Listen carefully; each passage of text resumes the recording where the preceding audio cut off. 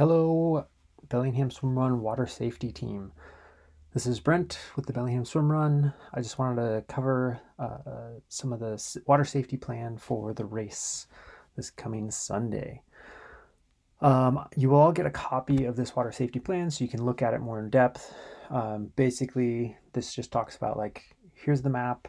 There is a link in it that will go to the race maps that show where the running sections are. This is all focused on the water safety, so this is just the different swims.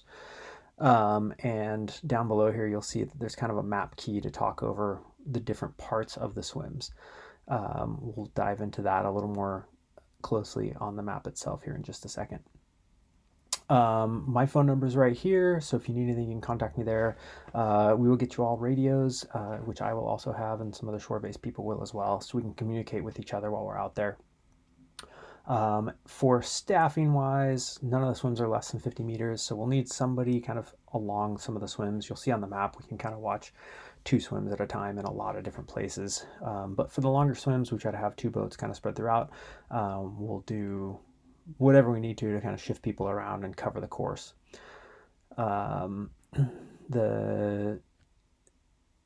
It's more the back of the field folks that we're concerned about typically. Usually the front of field folks are quite strong swimmers and not really our concern, but we will keep an eye on them as well. They're instructed if they have any issues to wave a hand. They race either as a team or solo. The teams are required to stay within 5 meters of each other. They're strongly encouraged to actually tether to each other, so the team kind of takes care of themselves generally. For the solo racers, they will either have a rest tube, which is kind of like a little fanny pack that they wear that has a little pull cord that will use a CO2 cartridge to inflate a buoy for them to hang on to, or they'll have a swim buoy behind them. So any of the solo racers, if they get in trouble, they're instructed to just hang on to their buoy and get help. If they have the rest tube, deploy the buoy and then get help. As you note here in this second part of the locations, you don't have to be in your boat the whole day. You can post up on shore, like where entrances are, where exits are. That's a great place. A couple of the swims kind of go along the shore, so you can post up midway. Just have your boat close by and kind of be scanning in case anybody needs anything. As we talked about here, the solo racers either a swim buoy or a rest tube, and then teams need to stay within 5 meters of each other. If you're having issues with the same team getting further and further apart, please let me know. We will actually add penalties to them if they stay too far apart. And then ultimately, if at any point you feel that a racer is unsafe, either because they're fatigued or cold or they're just using poor judgment, you have the right to go ahead and remove them from the course and just get them to shore and let me know, and we'll meet up and figure out what to do from there. If at any point racers have a medical issue out there, the big thing is just getting them to shore. Have them grab onto the back of your boat or the back of your stand-up paddleboard. We will have a skiff out there with an electric motor, and so we can utilize multiple people to kind of help get that person to shore. The big thing is just getting them to shore as quickly as possible, and then we'll figure out how to get them from that point to more definitive care. Really appreciate all your help with all of this. Now we'll go ahead and dive into the map itself. All right, so here's what the map looks like. Again, the key is on there, the copy that you'll get, and you'll get a copy of this map in a Right in the Rain waterproof paper as well. But the gist is that the yellow swims are the long course swims. Purple swims are shared with both the short and the long course. The blue is strictly a short course swim. And then this red one is actually where we have to move a buoy. So the race starts and finishes over by the swim beach. The long course starts at 9 a.m.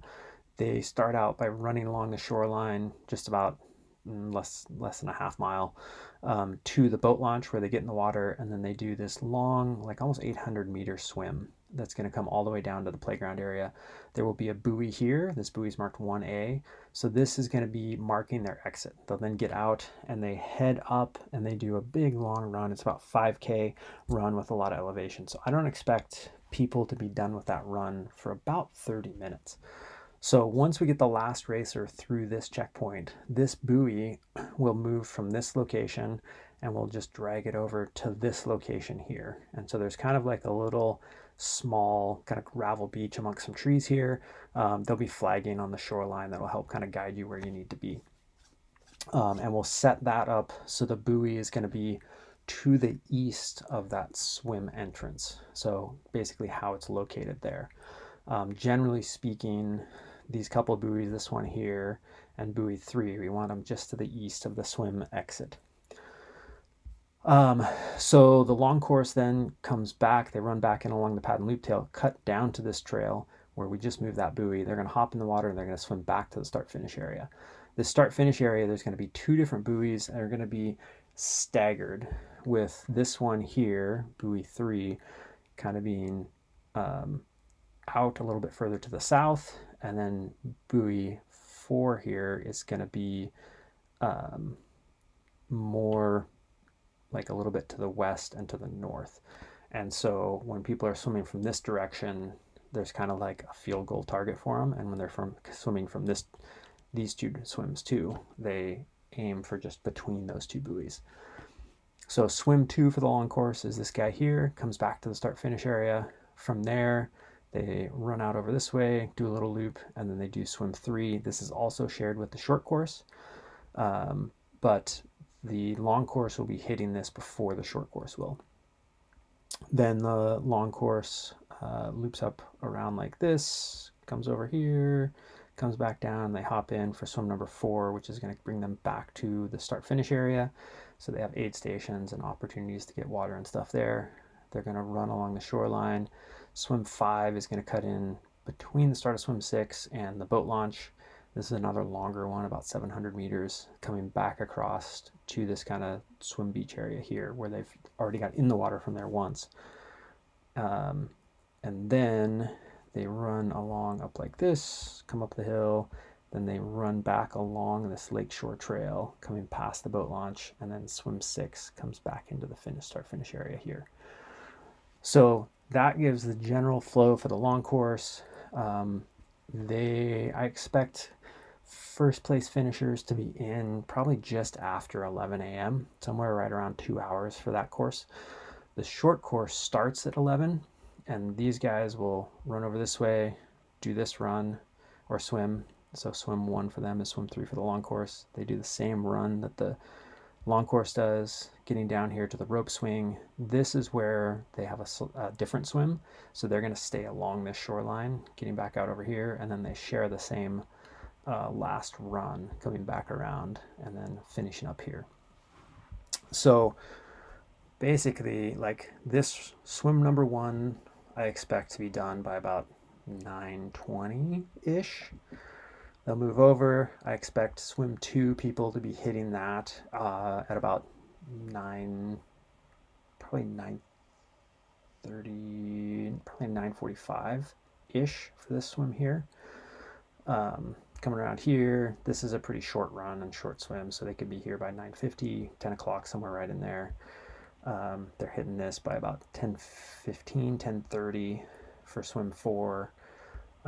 Swim 5, that puts them pretty close to, probably 10:30 for the first racers to start swim 5 here, come up and around, and then again finishing a little after 11, probably about 11 o'clock for hitting this first swim here.